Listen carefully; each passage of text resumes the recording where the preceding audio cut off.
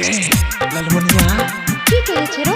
आ टिकला खेल जभी आमा गाची पर में केकरा संगे डीजे बादल रात डीजे बादल कोनो दोसर छौ से बजरे खसा दे तोरा संगे की जाबो मिले ले अभी है आम के गाछी की कहे छरो सुनना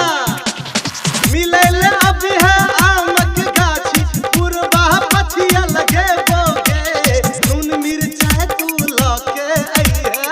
टिकला तो रखिए बोगे हां नून मिर्चा तू लके आइए टिकला तो रखिए बोगे डीजे बादल राज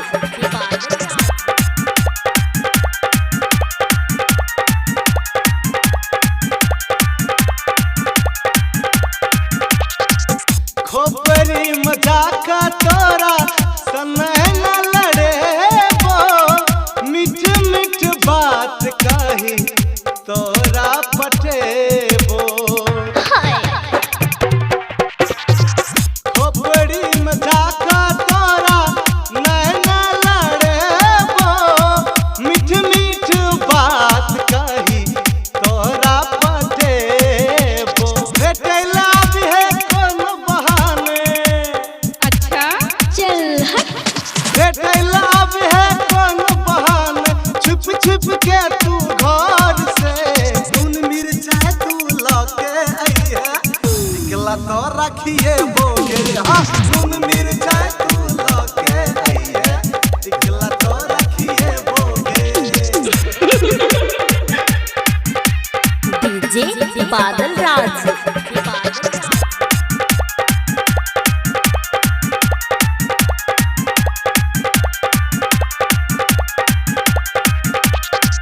देख मिर्चा लागे छिछौड़ी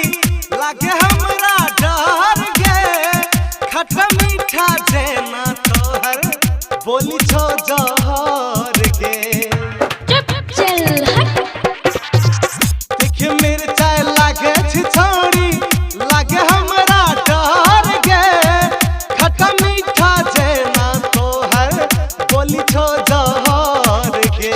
हमरा से गोरी लगन लगा ले ये लगा ले ना अच्छा हमरा से गोरी लगन लगा ले एम की है साल में नून मिर्चा तू लके आइए टिकला तो रखिए बोगे हां नून मिर्चा तू लके आइए टिकला तो रखिए बोगे अरे बाप रे बाप पटखट्टा छी गे।